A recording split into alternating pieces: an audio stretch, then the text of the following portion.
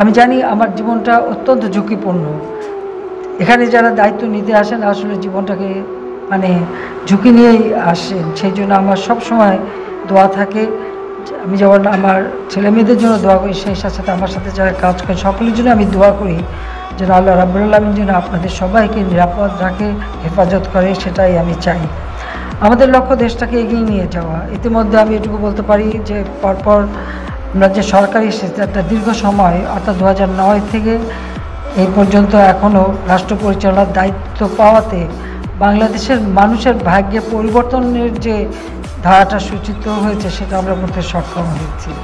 আজকে গ্রাম পর্যায় পর্যন্ত আমি বলবো যে আমরা বিদ্যুৎ দিতে পেরেছি, ওয়াইফাই কানেকশন দিতে পেরেছি, আমরা বঙ্গবন্ধু স্যাটেলাইট অ্যাপ উৎক্ষেপণ করেছি, আমাদের ছেলে মেয়েদের পড়াশোনার জন্য বিনা পয়সায় বই দিচ্ছি, আমরা বৃত্তি দিচ্ছি, প্রাইমারিতে একেবারে মায়ের নামে আমরা টাকা পাঠিয়ে দিই বৃত্তি, গবেষণা এবং উচ্চশিক্ষার জন্য আমরা বিশেষ বৃত্তির ব্যবস্থা করে দিয়েছি। পাশাপাশি আর্থসামাজিকভাবে দেশটাকে আরও উন্নত করতে সক্ষম হয়েছে। আজকে বাংলাদেশ এখন যেমন স্বাধীনতা যুদ্ধের সময় যারা বলেছিল, যে সমস্ত বড় দেশ বলেছিল যে বাংলাদেশ স্বাধীন হয়ে কী হবে, ওটা একটা বাস্কেট কেস হবে, এখন অন্তত সেটা তারা বলতে পারে না, এবং তাদের বলতে হয় যে বাংলাদেশ এখন একটা উন্নয়নের রোল মডেল।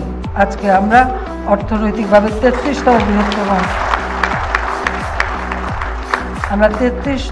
বৃহত্তম অর্থনৈতিক দেশ হিসেবে নিজেদের প্রতিষ্ঠা করতে পেরেছি।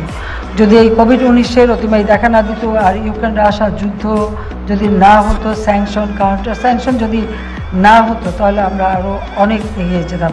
আর এখন তো আপনারা জানেন অবস্থান আরও খারাপ। আজকে গাজায় যেভাবে প্যালেস্টাইনিদের উপর ইসরায়েল যেভাবে গণহত্যা চালিয়েছে, আমি এই বিষয়টা আন্তর্জাতিকভাবে যখন যেখানে গেছি আমি এর প্রতিবাদ করেছি এবং এখনও করে যাচ্ছি। কারণ আমি সবসময় আমরা প্যালেস্টাইনিদের পক্ষে আছি। কারণ এইভাবে গণহত্যা, শিশু নারীদের উপরে অত্যাচার আর যে মানবতার কষ্ট তারা করে যাচ্ছে, এটা সত্যি সহ্য করা যায় না। কাজে আমরা সবসময় অন্যায়ের প্রতিবাদ করি, ন্যায়ের সঙ্গে থাকি। আর আমাদের দেশের মানুষের কর্মসংস্থান সৃষ্টির জন্য আমরা ব্যাপকভাবে কাজ করে যাচ্ছি। গ্রাম পর্যায় পর্যন্ত আমাদের উন্নয়নের কাজ চলছে। আজকে আমাদের বেকারত্বের হার কমে 3.2 ভাগে দাঁড়িয়েছে। সেখানেও বহুমুখী কর্মসংস্থানের ব্যবস্থা আছে। আমরা দারিদ্র্যের হার যা 41.5 ভাগ ছিল সেই 2006, সেটা আমরা 18.7 ভাগে নামিয়ে এনেছি। এই ইউক্রেন যুদ্ধ, স্যাংশন এসব যদি না হতো আর সারা বিশ্বব্যাপী মুদ্রাস্ফীতি না হতো, আমাদের লক্ষ্য ছিল যে এই সময়ের মধ্যে অন্ততভাবে আরও 2% কমাবো। কারণ যে বড় দেশ বলেছিল আমরা বাস্কেট কেস পাবো, সেখানে দারিদ্র্যের হার হলো 17%। তা আমি বলছিলাম যে 1% হলেও আমি কমাবো, যেন বলতে পারি যে বাস্কেট কেস না, দেখেন তো আপনাদের থেকে ভালো আছি। তবে এখন আমরা 18.7-এ আছি। ইনশাল্লাহ আমরা আমাদের সবাইকে একটু কৃচ্ছ্রতা সাধন করতে হবে, এটা আমি অনুরোধ করব সব ক্ষেত্রেই। এবং কৃচ্ছ্রতা সাধন করে আমরা যদি এগিয়ে যাই আমাদের উৎপাদন বৃদ্ধি করে, তাহলে আমরা অবশ্যই আমাদের অভিষ্ট লক্ষ্যে পৌঁছাতে পারবো।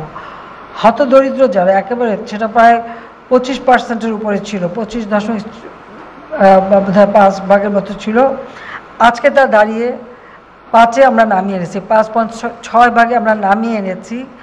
আপনারা জানেন যে আমি বিনা পয়সায় ঘর করে দিচ্ছি। প্রথম যে আশ্রয়ণ প্রকল্পে বিনামূল্যে ঘর দিতে শুরু করলাম, সেটা সেন্ট মার্টিন দ্বীপে আমাদের নৌবাহিনী সেটা তৈরি করে দিয়েছিল প্রথম।